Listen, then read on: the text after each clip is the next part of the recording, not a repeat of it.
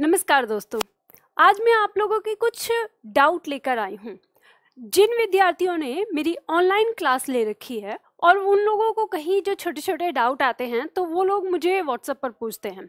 तो यहाँ पर इस क्रम में मैं आप लोगों के वही डाउट लेकर आई हूँ, क्योंकि कुछ डाउट ऐसे हैं जिनको मैं आपको साथ ही साथ बता देती हूँ, लेकिन कुछ डाउट ऐसे हैं जिनमें आपको सही ढंग से समझाने की आवश्यकता होती है। हालांकि अगर आप मेरी वीडियो को दोबारा रिपीट करके देखें तो आप आसानी से उनको समझ सकते हैं, लेकिन वही चीज़ है ना कि आप वीडियो को दोबारा रिपीट करते नहीं हैं और आपको आगे कि ये कैसे होगा तो आप क्वेश्चन पूछ लेते हैं। तो चलिए उसी क्रम में मैं आपको समझाने की कोशिश करती हूँ। जैसे आपने एक स्टूडेंट होने के नाते आपके दिमाग में एक डाउट बन रहा है और डाउट बनने में आप मुझसे पूछ रहे हैं, तो वैसे ही मैं आपको समझाने की कोशिश करती हूँ। तो मैंने यहाँ पर कई सारे स्टूडेंट को कहा था कि मैं आप लोगों को वीडियो बना के आपके वो डाउट क्लियर कर दूंगी। तो चलिए इसी क्रम में मैं पहला प्रश्न ले रही हूँ। ये पहला प्रश्न एक स्टूडेंट का नहीं है, कम से कम 10-12 ऐसे स्टूडेंट का ये प्रश्न है जिनको वर्ण विच्छेद में प्रॉब्लम है। यहाँ पर मैं आपको 2-3 ऐसे शब्द ले रही हूँ जिसमें प्रॉब्लम है।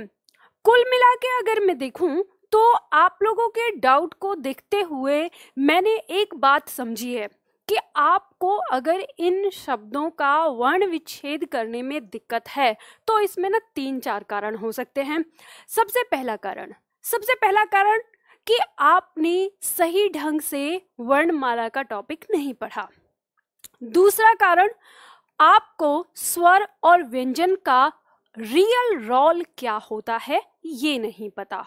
तीसरा कारण ये हो सकता है कि आप हिंदी भाषा में इंटरेस्ट नहीं ले रहे हैं, आपका उतना मन है ही नहीं उसको सीखने में। बस जहां आपको ज़रूरत पड़ रही है वर्ण विच्छेद की, आप उधर उसको प्रॉब्लम को लेकर अपने आप में परेशान हो रहे हैं। चौथा कारण ये हो सकता है कि जब मैंने आपको वर्तनी के कुछ पॉइंट बताए तो आपने वहां पर पूरा ध्यान नहीं दिया। अब चारों पांचों अगर हम इन सारे कारण को एक जगह जोड़कर देखें तो एक ही बात पर आके बात टिकती है कि आपने मेरे पढ़ाए हुए को सही ढंग से नहीं पढ़ा, या ये कहें कि आपने अभी हिंदी को जड़ से पढ़ने की कोशिश नहीं की। ये तो प्रश्न क्या है, ये प्रश्न है जैसे गंगा, आधिक्य, अर्ध, कर्तव्य जैसे शब्दों का वर्ण विच्छेद करने के लिए दिया है। चलिए यहाँ पर आपको मैं एक शब्द आपको लिखती हूँ, जैसे ये दिया है यहाँ पर गंगा, कि गंगा शब्द का वर्ण विच्छेद कैसे करें। दूसरा शब्द यहाँ पर दिया है आधिक्य, आधिक्य का वर्ण विच्छेद कैसे करें। देखो आप लोगों को मैं बता देती हूँ, कुछ नहीं है इसमें। अगर आपको स्वर और व्यंजन का ज्ञान है, आपने स्वर और व्यंजन को बहुत अच्छी तरह से पढ़ा है, तो आपको वर्ण विच्छेद करने में कोई परेशानी नहीं होगी। यहाँ आप देखते हैं जैसे पहला हमारा, अगर हम पहले शब्द की बात करें, इसमें हमको वर्ण विच्छेद करना है। हमेशा याद रखना है वर्ण विच्छेद, वर्णों को तोड़कर लिखना, यानी जो वर्ण है। अब आपको ये पता करना है कि इसमें कौन कौन से वर्ण हैं। अब बात करते हैं हम गंगा की, तो गंगा शब्द में आपको ये अनुस्वार भी दिख रहा है। आपको सबसे पहले ये पहचानना है कि ये अनुस्वार कहीं पंचमाक्षर तो नहीं है, क्योंकि हिंदी भाषा में दे रखा है ये शब्द, तो कहीं ये पंचमाक्षर तो नहीं। अब पंचमाक्षर की आप कैसे पहचान करेंगे, तो आपको पंचमाक्षर की पहचान होनी चाहिए। तो अब देखो ये सारी चीज़ें एक दूसरे से जुड़ी हुई हैं। आपको याद होगा जब मैंने आपको वर्णमाला वाला टॉपिक कराया है तो 5 क्लास आपकी वर्णमाला में और 3 क्लास आपकी वर्तनी, इन दोनों में, यानी हम कुल मिला के कहें तो वर्णमाला का जो हमारा टॉपिक है वो 8 से 9 क्लास में कंप्लीट होता है। अगर हम ये 8 से 9 क्लास कंप्लीट न करें तो वर्ण विच्छेद के साथ साथ हमें और भी बहुत सारी चीज़ों में प्रॉब्लम होती है। जैसे उपसर्ग में प्रॉब्लम होगी, प्रत्यय में प्रॉब्लम होगी, फिर हमें संधि में प्रॉब्लम होगी, वहाँ पर भी प्रॉब्लम होती है। तो मैं आप लोगों को ये बात कहूँगी। और इसके साथ साथ मैं यूट्यूब, जो सिर्फ और सिर्फ यूट्यूब पर मेरी वीडियो देखते हैं, मैं उन भी स्टूडेंट को ये कहना चाहूँगी कि अगर आप हिंदी का ज्ञान लेना चाहते हैं तो एक बात हमेशा याद रखना कि कभी भी ज्ञान पर खर्चा करने से नहीं घबराना चाहिए, या ज्ञान के लिए खर्चा करने से कभी पीछे नहीं रहना चाहिए। आप लोगों को मैं बता देती हूँ, जो क्लास मेरी 6000 की है उस क्लास को मैंने इस समय 1000 में रखा हुआ है। अब यहाँ पर भी मुझसे बहुत सारे स्टूडेंट बोलते हैं कि मैडम फ्री में पढ़ा दो। तो देखो, आप लोग भी बहुत अच्छी तरह से जानते हो, जिस वीडियो को मैं आज आपसे बात कर रही हूँ, इस वीडियो को बनाने में भी मेरा खर्चा होता है। आप इस बात को अच्छी तरह से जानते हैं। तो ये बात ये समझिए कि मेरा भी घर परिवार या मुझे भी मेरी भी कुछ ज़रूरतें हो सकती हैं, तो इस वजह से कुछ ना कुछ अमाउंट तो लेना ही पड़ता है।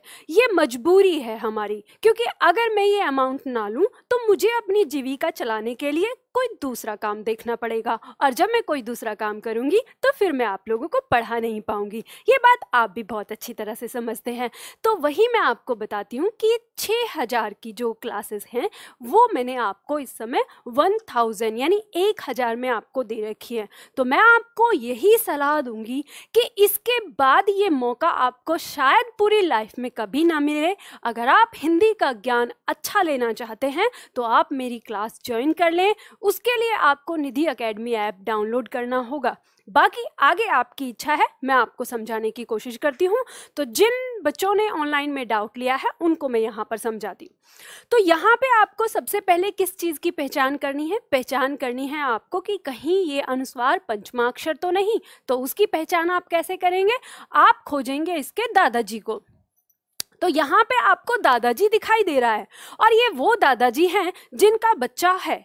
और कौन सा बच्चा है इनका? तो आपको पता है कि ये क वर्ग का वर्ण है ग, और क वर्ग का पंचमाक्षर क्या होता है? ण होता है। तो आपको यहाँ पे पता चल गया कि इसका पंचमाक्षर क्या है, ये। अब आप इस शब्द को ना खोल कर लिख सकते हैं। इतना आपने लिख लिया और आपने पंचमाक्षर को इस रूप में लिख लिया। अब ये ऐसे लिख के आ गया। अब आप इसका वर्ण विच्छेद बहुत आसानी से कर सकते हैं। ये आपका वर्ण है, इसमें सबसे पहले है आपके सामने व्यंजन।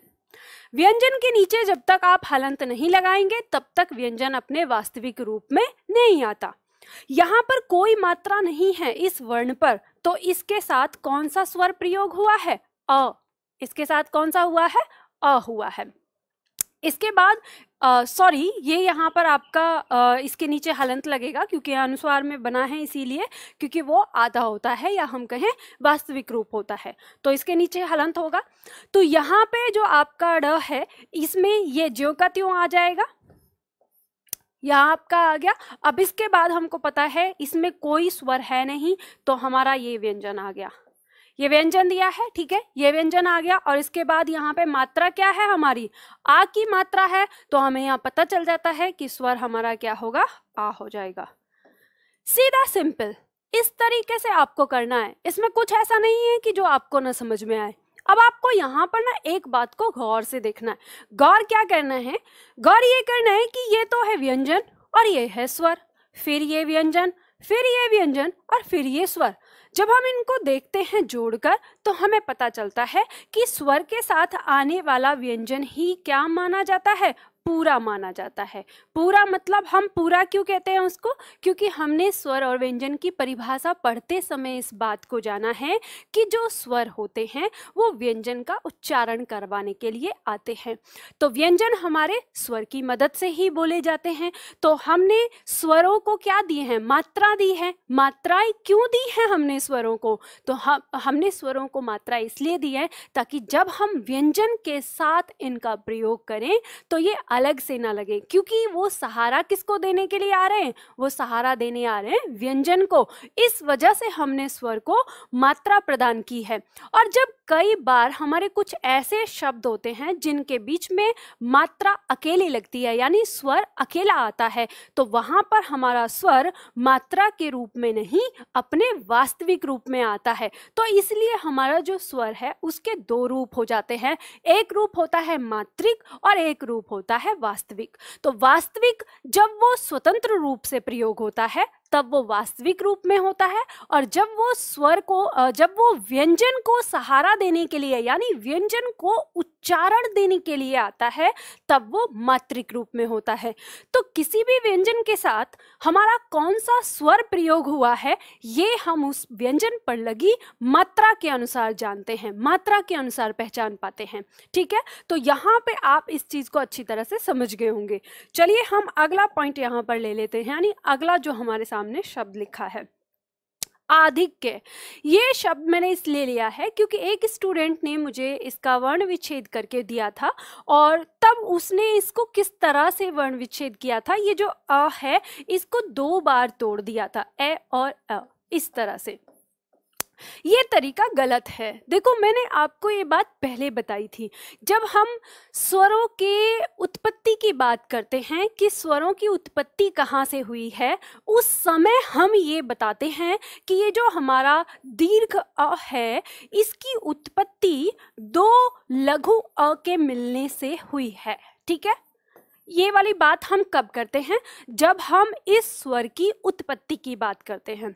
ये ठीक वैसे ही है जैसे मान लो आपसे कोई पूछे कि आपका जन्म कैसे हुआ, तो आप कहते हैं मेरे माता और पिता ने मेरा जन्म किया। तो ऐसा नहीं होता कि जब भी कोई व्यक्ति आपको आपकी पहचान पूछे तो आप हर बार ये बोलें कि मेरा जन्म मेरे माता और पिता के माध्यम से हुआ है। ये सबको पता है, आप हर बार सिर्फ और सिर्फ अपना नाम बताते हैं। तो हमेशा ये याद रखिएगा, आपको अ के टुकड़े तब करने हैं जब आपसे उसका जन्म पूछा जाए, जब आपसे उसकी उत्पत्ति पूछी जाए। लेकिन जब वो कॉमन प्रयोग हो रहा है किसी भी शब्द में तो आप उसका वास्तविक रूप ही बताएंगे। तो इस तरह से लिखना हमेशा क्या होता है, गलत होता है। मैंने जब आपको स्वर पढ़ाया तो स्वर के साथ मैंने आपको ये भी बात बताई है कि जब किसी शब्द की शुरुआत किसी स्वर से होती है तो वो स्वर अपने वास्तविक रूप में आता है।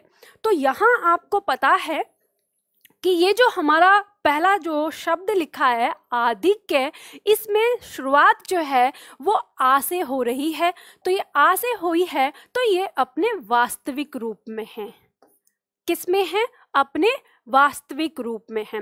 अब हम दूसरे पॉइंट पर जाते हैं। यहाँ पर तो हम जब यहाँ देखते हैं, यहाँ पे हमारा जो दिया है शब्द ध, और ध के ऊपर ई की मात्रा दी है, लेकिन वो ध से पहले दिखाई दे रही है। तो इसका मतलब ये बिल्कुल भी नहीं है कि आप इसको इस तरह से लिखें, ये भी क्या हो जाएगा, गलत हो जाएगा। ये भी तरीका क्या होता है, गलत होता है। हमको कैसे पता चलेगा, तो हम ये अच्छी तरह से जानते हैं जब हमने स्वर में छोटी ई की मात्रा को हमने किस तरह से पढ़ा था कि ये किसी भी वर्ण के आगे से घूम के लगती है। तो ये इस व्यंजन के आगे से घूम के लग रही है, लेकिन ये सहारा किसको दे रही है, ध व्यंजन को ही सहारा दे रही है। तो जब सहारा दे रही है तो ये वाली बात भी मैंने ऑनलाइन क्लास में आपको अच्छी तरह से समझाई है कि जब कोई सहारा देता है ना तो सहारा देने वाला पीछे होता है, पीछे खड़ा होता है। आपके व्यवहारिक ज्ञान के तरीके से ही मैंने आपको ये सारी चीजें समझाई हैं। ये इसलिए आपके व्यवहारिक ज्ञान में मैं बताती हूँ ताकि आप लोगों को ना इसे समझने में कोई प्रॉब्लम ना हो। ठीक है, तो आप अच्छी तरह से उसे समझ सके। चलिए, तो यहाँ पे हम कैसे करेंगे, पहले हमारा व्यंजन आएगा। यहाँ पे हमने व्यंजन लिखा और व्यंजन के बाद इस पे हम पहचानेंगे कैसे। अब देखो, आपको ये नहीं करना है। ऐसे बहुत सारे स्टूडेंट ने क्या किया है कि इसमें ऐसे कर दिया कि ये ध और ई और फिर अ लिख दिया। ये भी गलत होता है। आपको पता है जब एक स्वर एक व्यंजन को सहारा दे देता है तो किसी दूसरे स्वर की कोई आवश्यकता नहीं होती है।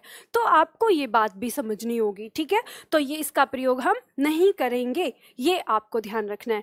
अब आपको ये पता है कि ये जो हमारा ध है इस पे हमारी कौन सी मात्रा है, यानी इसके ऊपर हमारा कौन सा स्वर है, वो आप पहचानेंगे उसकी मात्रा से।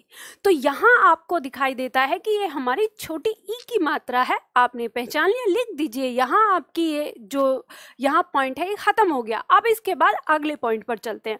अगला पॉइंट हमें यहाँ दिखाई दे रहा है आधा क, यानी क है और वो क कैसा है, आधा है। तो आधा है मतलब उसके साथ कोई स्वर नहीं आया हुआ, वो अकेला है, तो सीधा सिंपल लिख देंगे कि ये व्यंजन है, वास्तविक रूप में है। और व्यंजन का वास्तविक रूप हलंत के साथ लगता है, यानी कोई भी व्यंजन हलंत के साथ आया होता है तो मतलब वो अपने वास्तविक रूप में है।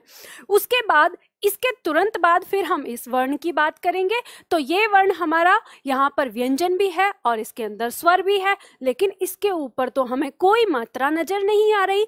तो मैंने आपको पहले ही बताया, जिस वर्ण के ऊपर मात्रा नजर ना आए वो वर्ण हमारा क्या होता है, यानी उसके अंदर हमारा स्वर शामिल होता है। तो यहाँ पर व्यंजन हो गया हमारा य और इसकी मात्रा हो गई अ। बिल्कुल सिंपल है, इसमें ऐसा कुछ भी नहीं है। अब इसके साथ ही एक शब्द है आपका, जो मैं इसमें जल्दी से फटाफट बता देती हूँ, आपको ना ये समझ में आ गया होगा अच्छी तरह से।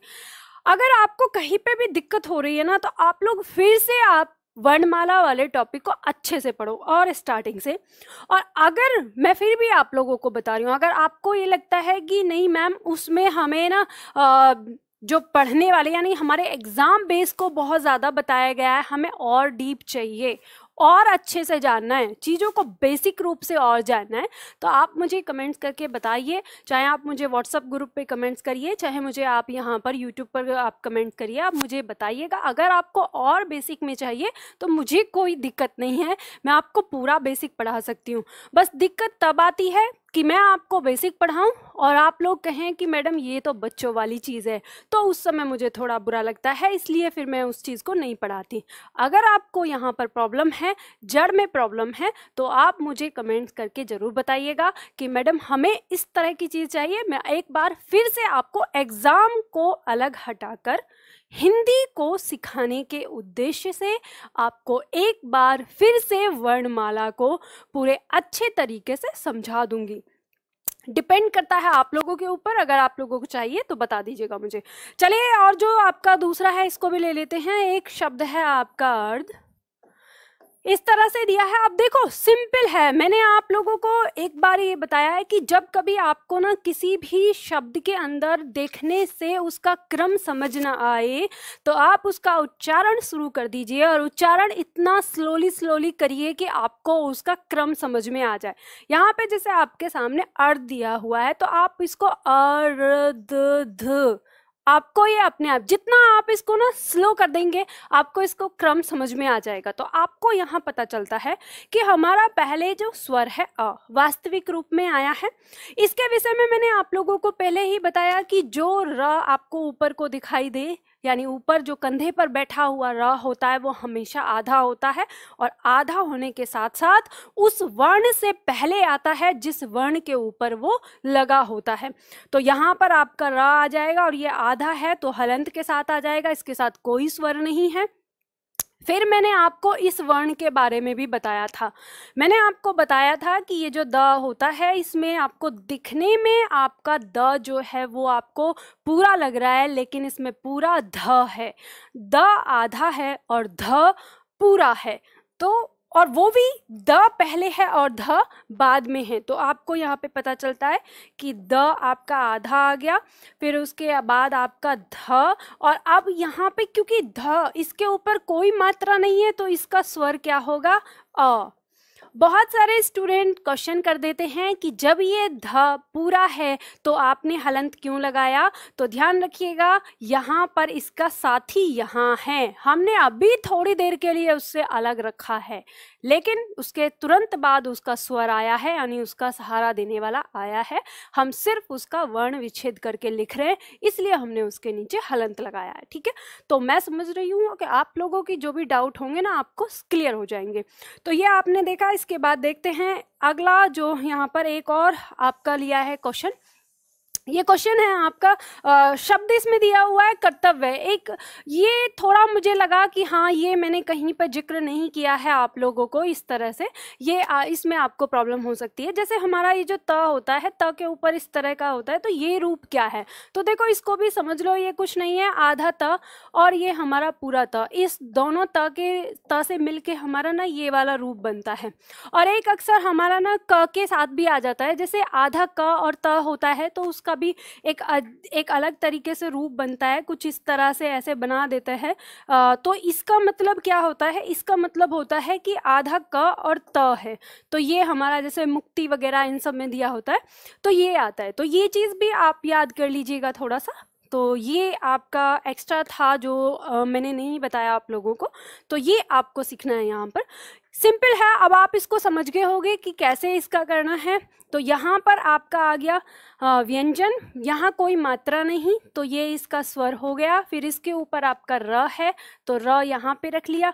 आधा र है, कोई स्वर नहीं आएगा। यहाँ पर त आपका आधा और पूरा हो जाएगा, तो त पहले आधा और फिर यहाँ पर त कोई मात्रा नहीं, तो इसका स्वर अ हो गया, तो ये त। फिर यहाँ पर हमारा व, ठीक है, ये आधा है और फिर हमारा य और य की मात्रा यहाँ पर अ, इस तरह से लिख जाएगा। बिल्कुल सिंपल है, आप बहुत आसानी से इस चीज़ को कर सकते हो। चलिए, इसके बाद ही एक और चीज़ें यहाँ पर दूँ, तो एक दो क्वेश्चंस और हैं आपके। यहाँ पे एक स्टूडेंट ने क्वेश्चन पूछा है कि मैडम निर्विवाद में कौन सा समास है? देखो, निर्विवाद आपको सीधा समझना है। मैंने जब आपको समास पढ़ाया है ना, आपको बताया है कि जिसका प्रथम पद कोई उपसर्ग या कोई अव्यय शब्द हो, वो हमारा अव्ययी भाव समास होता है। तो आपको पता है यहाँ पर कौन सा इसमें उपसर्ग है, निरुपसर्ग लगा है प्रथम पद में, तो ये आपका अव्ययी भाव समास होगा। सिंपल है, इसमें कुछ ऐसी चीज़ नहीं है जो आपको याद रखने वाली है। चलिए, यह आपको समझ में आ गया होगा, डाउट नहीं लेना है इसमें। इसके बाद एक स्टूडेंट ने क्वेश्चन किया है कि मैडम क्रिया को क्रिया क्यों नहीं लिखते? जैसे देखो, मैं सामने लिख रही हूँ, इनका प्रश्न कुछ ऐसा है कि ये जो हम क्रिया है, इसको हम क्रिया क्यों नहीं लिखते दे। और दूसरा इन्होंने दिया है कि कृष्णा को हम कृष्णा क्यों नहीं लिखते, इन्होंने ये कहा है। चलिए देखिए, यहाँ पे मैं आपको बताती हूँ। देखो, ये चीज़ इस तरह से क्यों नहीं होती, हमारे उच्चारण से पता चलेगा। ये जो आपका क्रिया है ना, इसमें क्या है, आपका क पहले आधा है, इसके बाद आपका र है और र के ऊपर छोटी ई की मात्रा है। ये है, ये जो यहाँ पे का है, ये है। तो ये क्रिया होता है, जैसे आधा क और र पे छोटी ई की मात्रा। ठीक, यहाँ पर ये जो री बना है, ये हमारा री, ऋषि वाला, इसे अगर हम देखें तो ये हमारा क और क के ऊपर ना ये ऋषि की मात्रा ये है।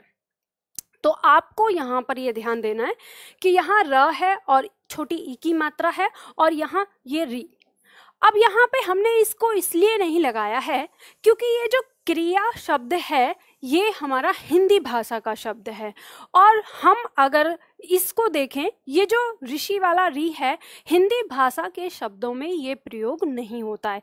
तो इस कारणवश हमने इसको यहाँ पर प्रयोग नहीं किया है। और यहाँ पर र पे छोटी ई की मात्रा, क्योंकि हमें पता है ये जो हमारा री होता है, इसका उच्चारण भी र और उसके ऊपर छोटी ई की मात्रा ही लगा के उच्चारण बनता है, इसलिए हम इसको बना देते हैं। और हिंदी का शब्द हमें रखना है इसलिए। अब बात करते हैं हम इसकी कृष्णा की। तो फिर आपको यहाँ पर वही है, जैसे हमने इसको ऐसे पलटा, अब आप इसको उल्टा कर दीजिए। कृष्णा जो शब्द है, ये संस्कृत भाषा का शब्द है और इसमें हमारा क और क के बाद री की मात्रा लगी हुई है। और अगर हम ऐसे लिखेंगे तो इसमें फिर हमारा वही क के साथ र और र के ऊपर ई की मात्रा आ जाएगा। तो क्योंकि कृष्णा हमारा संस्कृत भाषा का शब्द है, इसलिए हम उसको ऐसे नहीं लिखते हैं। ठीक है, तो इसमें आपको परेशान होने की ज़रूरत नहीं है। आपको कुछ शब्दों को ये ध्यान में रखना होगा कि ये तत्सम है या ये तद्भव है, और उस आधार पर उसको आप सही लिख सकते हैं। चलिए, एक प्रश्न और है जो स्टूडेंट का एक ऐसा प्रश्न है, इसमें कई सारे, मतलब मुझे लगता है लगभग 20-25 स्टूडेंट को इसमें प्रॉब्लम रही है। इसमें एक आपके एग्ज़ाम में क्वेश्चन पूछा गया है कि हाँ पूरा है या नहीं। ठीक है, क्वेश्चंस आप लोग अभ्यास सेट में देख लीजिएगा, आप लोगों को पता है ये दिया है। यहाँ पे कई बार स्टूडेंट ना क्वेश्चन करते हैं कि इसमें हाँ पूरा कैसे है। अगर हम यहाँ पर चिन्ह लिखते हैं तो चिन्ह के नीचे न पूरा होता है, ह आधा हो जाता है, तो यहाँ ह पूरा कैसे है, ये मुझसे क्वेश्चन किया जाता है।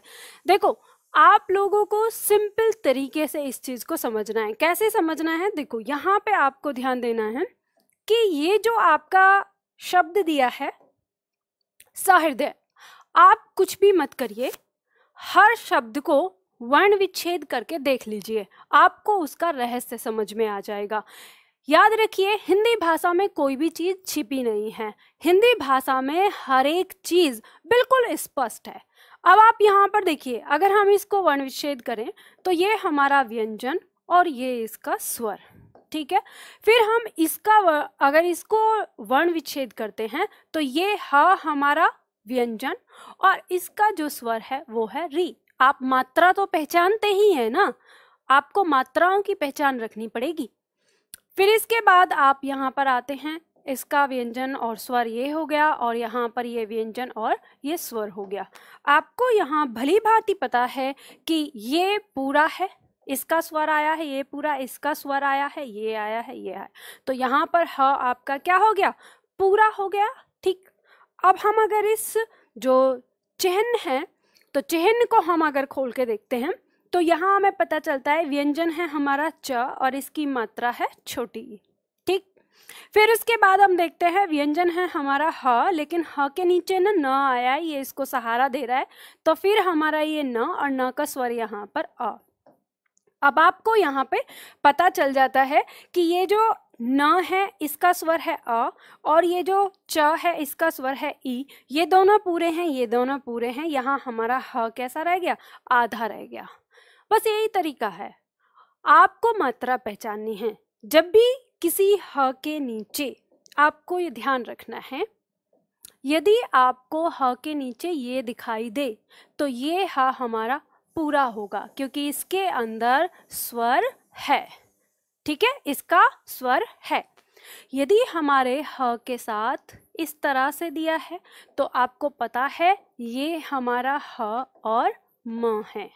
यदि आपको ह इस तरह से दिया है तो आपको पता है ये हमारा ह और न है। ठीक है, यहाँ पे यदि मान लो आपको ऐसे दिया है, ह के नीचे ल दिया है तो ह आधा होगा और फिर ये ल इस तरह से आएगा। ऐसे ही आपके और भी जितने भी शब्द हो सकते हैं वो, यानी वर्ण हो सकते हैं, वो सब आपको इस तरह से मिलेंगे। आपको हमेशा एक ही बात याद रखनी है, यदि ह के साथ री की मात्रा यानी इस तरह का प्रयोग हुआ है तो हर हाल में वो वर्ण हमारा क्या होगा? पूरा होगा। पूरा क्यों होगा? क्योंकि री जो है वो हमारा स्वर है और स्वर आने के साथ ही हर व्यंजन पूरा हो जाता है। तो आप लोगों के ये डाउट क्लियर हो गए होंगे। तो मुझे लगता है कि अगर आपको यहाँ पर कोई दिक्कत हुई हो या इसके अलावा और भी फिर आपको दिक्कत होती है तो आप लोग मुझे इस तरह से कमेंट्स में अपना डाउट या तो ऑडियो के थ्रू भेज सकते हैं या फिर आप लिख कर मुझे दे सकते हैं। ठीक है, तो आज के लिए इतना ही ज्ञान काफ़ी है। मिलते हैं अगले वीडियो में। जय हिंद, जय हिंदी।